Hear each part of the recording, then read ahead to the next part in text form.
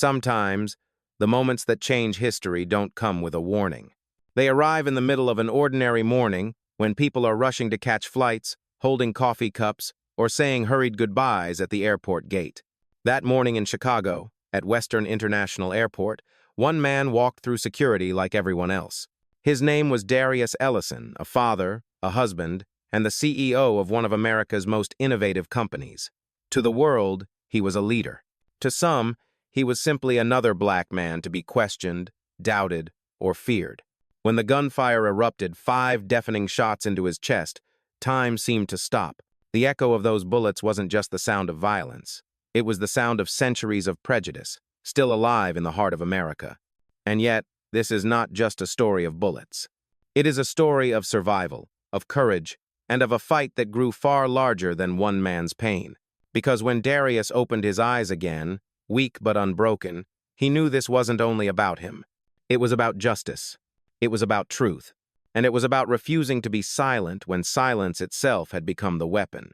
It was an ordinary morning in America, the kind that most people forget as soon as it passes. Families hurried through security lines, parents carried tired children, and the usual chorus of rolling suitcases and muffled announcements filled the air. Western International Airport in Chicago had seen thousands of mornings like this one. But on that morning, one man's quiet walk through the checkpoint became the spark of a story that would echo far beyond those glass walls. His name was Darius Ellison. He was 42, tall, confident, dressed in a charcoal suit that seemed to belong on the cover of a magazine. But beneath the suit was not just wealth or power, there was a life carved out of struggle. Born to a working-class family in Detroit, Darius had been the first in his family to graduate college.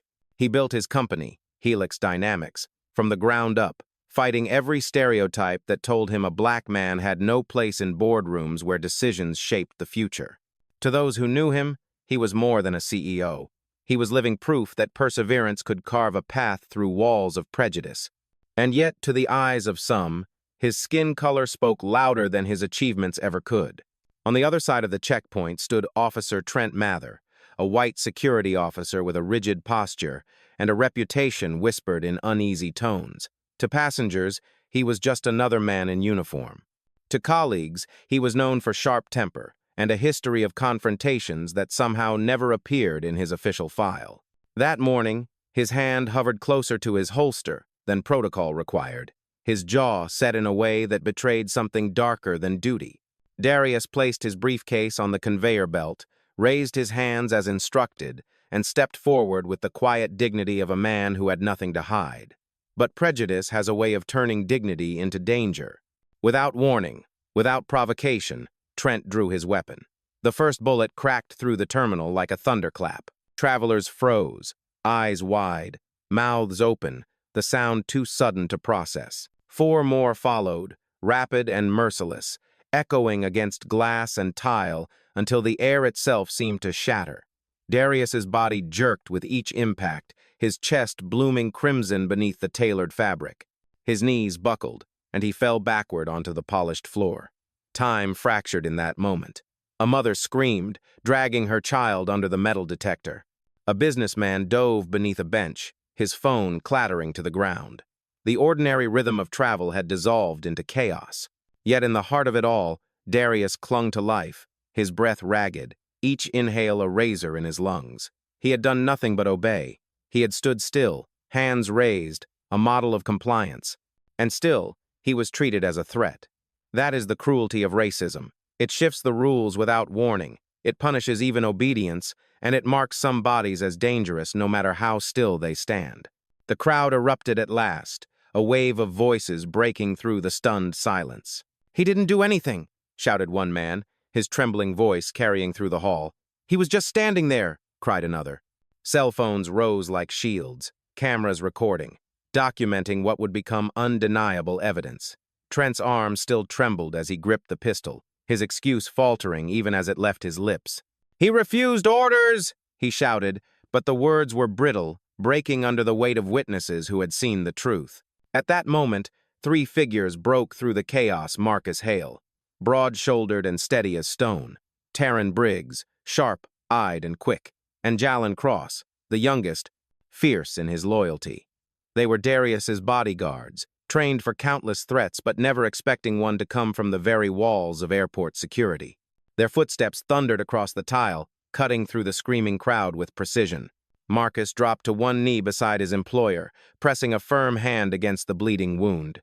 "Stay with me, sir," he whispered, his voice steady but burning with fury. "You're still here. You're still breathing."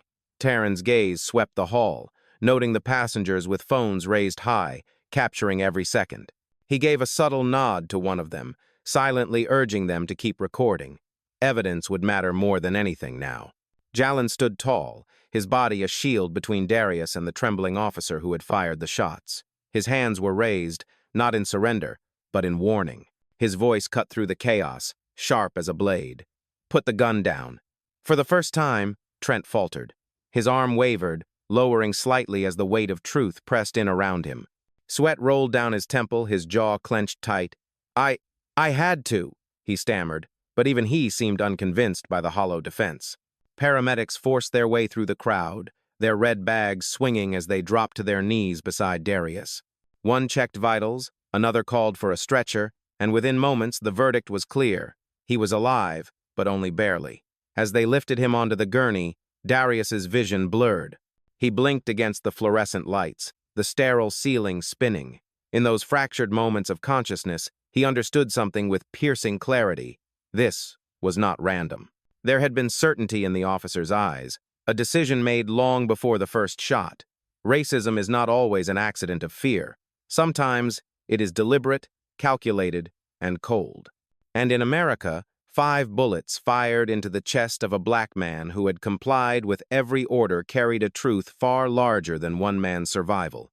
It revealed the terrifying power of silence, the danger of systems that allow prejudice to masquerade as authority. The lesson here is both painful and urgent. Compliance does not guarantee safety when racism writes the rules. Darius's obedience could not save him because the bias was never about his actions, it was about his existence. That morning at Western International, the truth became unavoidable. For some, the very sight of black skin was enough to justify a finger tightening on a trigger. And yet, even as blood spread across the polished floor, survival clung to him. Against all odds, his heart continued to beat, his breath continued to fight.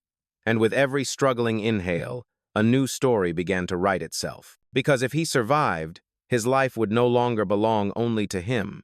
It would belong to the fight for truth, to the demand for justice, to the countless others who had no chance to tell their story. This was not just a shooting, it was a spark that would ignite protests, investigations, and revelations far darker than a single man's prejudice. It was the beginning of a battle that would stretch from hospital rooms to courtrooms, from secret board meetings to the streets filled with voices demanding accountability. And as the stretcher wheels rattled over the tile, carrying Darius toward the ambulance, Marcus, Taryn, and Jalin followed with grim resolve. They knew the war had only begun. This is where the story of survival and justice truly starts. And as we move into the next chapter, we will see how silence itself became the weapon that threatened to bury the truth, and how Darius and those who stood beside him refused to let that happen. The ambulance siren wailed as it cut through Chicago's crowded streets, but inside the vehicle, the sound was almost drowned out by the ragged breaths of Darius Ellison. His body fought for each inhale, his chest bound with makeshift bandages, the metallic taste of blood on his lips. Marcus Hale leaned close, pressing one massive hand against the wound, whispering words meant as much for himself as for the man fading beneath him. "Stay with me, boss. Stay with me." Beside him, Jalin kept his eyes on the window, scanning for threats, as if danger might follow them even here. Taryn sat rigid, phone in hand, relaying instructions to the hospital ahead, his voice low but controlled. The bullets had struck, but they had not ended Darius's life. What they had done instead was ignite something far more dangerous for the system that allowed this to happen. They had created witnesses. Dozens of passengers had captured the shooting on their phones, their voices already rising on social media. Within an hour, hashtags began trending number Justice for Darius, number 5 bullets no threat, number Western International. Anger spread like wildfire, but so did fear. Fear that the truth might be buried beneath official statements, polished press conferences, and carefully worded excuses. At the hospital, Doctors rushed him into surgery. Hours passed, each second stretching like an eternity for the men pacing the sterile corridors. When at last a surgeon emerged, mask hanging loose around his neck, the words felt like a miracle. "He's alive. The bullets missed the organs. It'll be a long recovery, but he will live." Relief washed over the room, but it lasted only a moment. Because survival was not the end. It was the beginning. That evening, the first official statement hit the airwaves. A press conference. A polished spokesperson standing behind a podium, words rehearsed to perfection.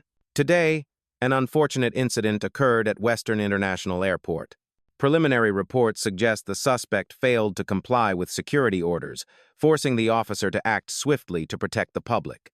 The word suspect hung heavy in the air. Suspect, not victim, not CEO, not father or husband or leader. In a single sentence, Darius had been reduced to a stereotype. The silence that followed from those in power spoke louder than the lies being told. No condemnation, no outrage, just silence. A silence designed to suffocate the truth.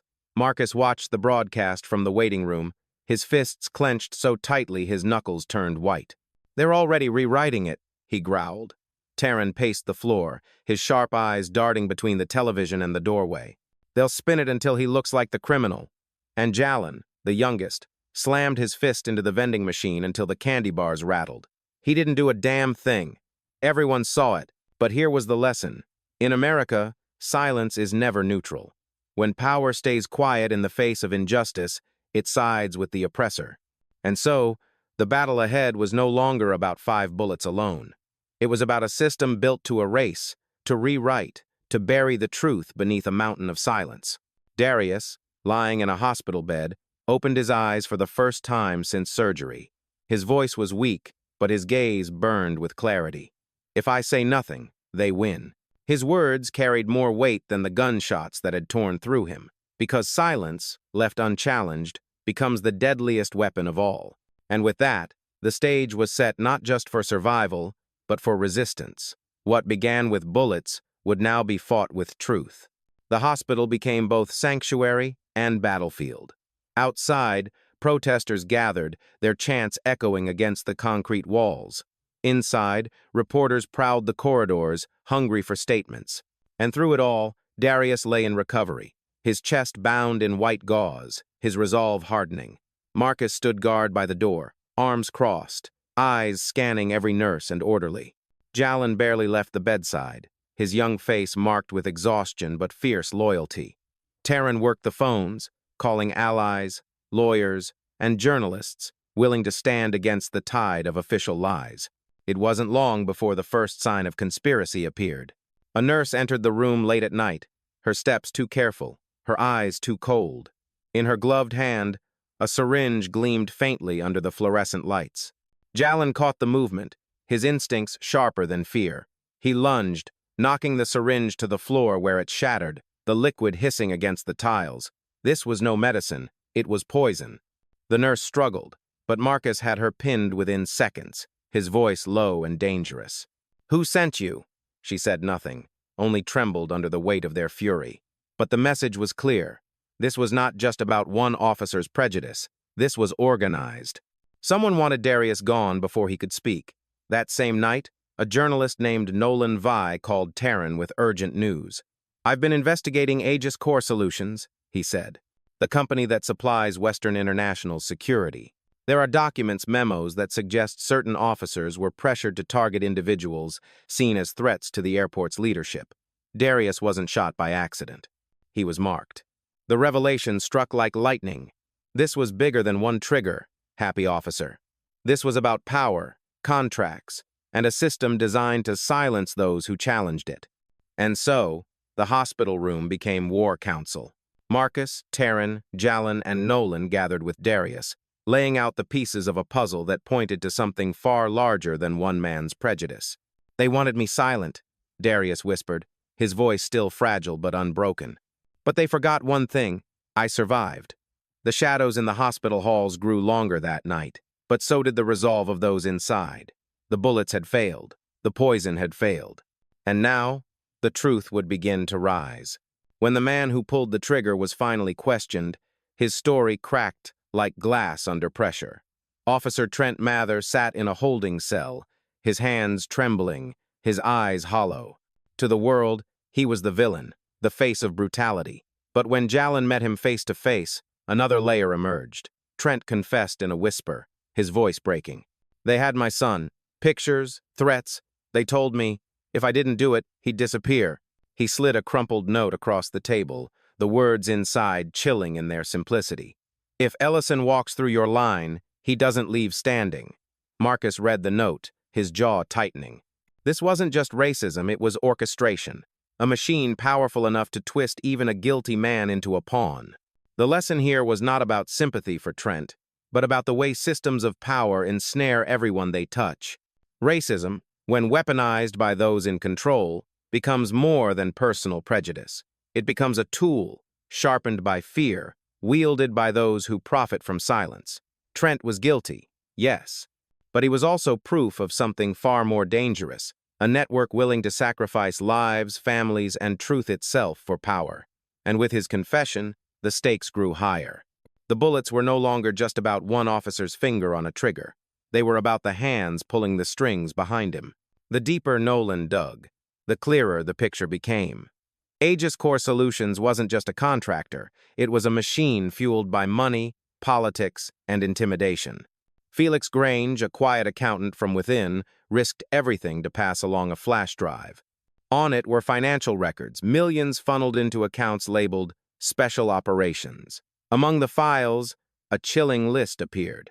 Names of high-profile individuals, mostly black leaders, marked as high risk. Darius's name was on it. So were two others men who had died in so-called accidents. One in a plane crash, another in a robbery gone wrong. These were no accidents. They were executions disguised as chance. The realization tightened like a noose around the room. This was not just about one man's survival. It was about exposing a system that had quietly eliminated voices of color who dared to rise too high. They thought I would be another statistic, Darius said softly, staring at the list. But I lived, and now the world will know. The trail of money and blood pointed to one man at the top, Conrad Levon, the powerful head of Aegis Corps, a man whose influence stretched into politics, law enforcement, and business. And with his name, the battle found its true enemy. From that moment, everything escalated. Conrad's lawyers filed counterclaims, painting Darius as manipulative, a man who staged his own shooting for profit. Headlines twisted the narrative. CEO exploits tragedy. Talk shows debated whether the victim was truly innocent. At the same time, attacks grew bolder. Anonymous calls threatened Nolan's life. A car lingered outside Felix's apartment.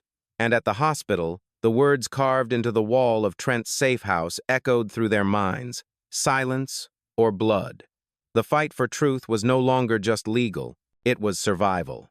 But Darius refused to yield. If they tried to bury me once and failed, they won't bury me with lies. His voice, though strained, carried fire. And that fire began to spread. Across the country, protests swelled. Marches filled city streets. Chants of justice for Darius echoed through the night. Silence, once a weapon, was now shattered by voices that refused to be quiet. The courtroom became the stage where everything converged. Reporters filled the benches, cameras flashed, and every word carried the weight of history. Victor Dane, Darius's attorney, stood tall, his voice steady. He presented videos, financial records, and testimony that painted a picture too clear to ignore. Trent, trembling, admitted the threats. Nolan described the memos. Felix revealed the coded transfers, and for every lie Conrad's defense spun, the truth struck harder. The jury saw the footage Darius standing calm, arms raised, when 5 bullets erupted. They heard the audio orders whispered through an earpiece. 5 rounds chest level. And they saw the money trail, the cold arithmetic of a system built on silence. The lesson was unshakable. Racism, when backed by money and power, becomes not just prejudice, but conspiracy. And conspiracy leaves evidence. Just as victory seemed close, a video shattered their resolve. Trent's son, bound to a chair, fear in his eyes. The message was simple: retract, or he dies. It was the cruelest weapon, yet forcing a choice between justice and innocence. Marcus, Taryn and Jalin launched a desperate rescue. In a dim warehouse, fists and blades clashed. Blood was spilled. Taryn took a wound but fought on. At last, the boy was freed, trembling but alive. Yet even in triumph, doubt poisoned the air. How had their plans leaked? Who among them had betrayed the fight? Trust itself became the battlefield. And trust, once broken, is harder to mend than any wound. The jury returned, guilty on multiple counts. For a moment, relief swept the courtroom, but Conrad Levan, unshaken, reached into his pocket. Minutes later, he collapsed, his lips blue, the taste of poison ending his story on his own terms. Justice had been spoken, but stolen in the same breath. Conrad denied them the image of him led away in chains. He chose silence as his final weapon. Darius sat in the courtroom, hand over the scars on his chest, realizing that the verdict was not the end. The system Conrad built still lived in shadows, and so survival was not enough. The fight had to continue. Months later, Darius walked through the headquarters of Helix Dynamics, the sun casting light across the scar beneath his shirt. That scar was no longer just a wound. It was a message. It said, "They tried to end me with 5 bullets, but all they did was make my voice carry further." New laws passed, demanding accountability from private security firms. Communities marched stronger, louder, refusing silence. Nolan's articles won awards, but he admitted the cost of truth was heavy. Felix disappeared into witness protection, a ghost carrying dangerous knowledge. Trent lived under federal guard, his conscience forever scarred. And Darius? He became a symbol, not because he survived, but because he refused to be silent. The lesson of his story is simple, yet powerful. Silence can be deadly, but when truth is spoken, when voices rise together, no system of prejudice can stand unchallenged. And so, the scar on his chest speaks louder than bullets ever could. It tells us, justice always finds a way. And so, the story of Darius Ellison does not end with bullets, or even with a courtroom verdict. It ends with a scar, one that refuses to fade, one that speaks louder than silence. His survival reminds us that injustice may wound, but it cannot win when truth is carried forward by courage, and when ordinary people refuse to look away. If this story moved you, let it be more than just a story.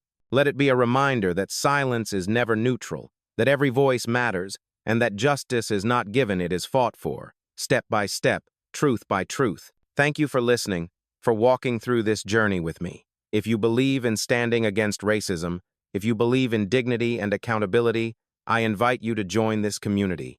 Please like this video, share it with others, and subscribe to the channel so together we can keep these stories alive, stories that shine a light where shadows once tried to hide. Because in the end, justice always finds a way, and with your voice, it can find the way even faster.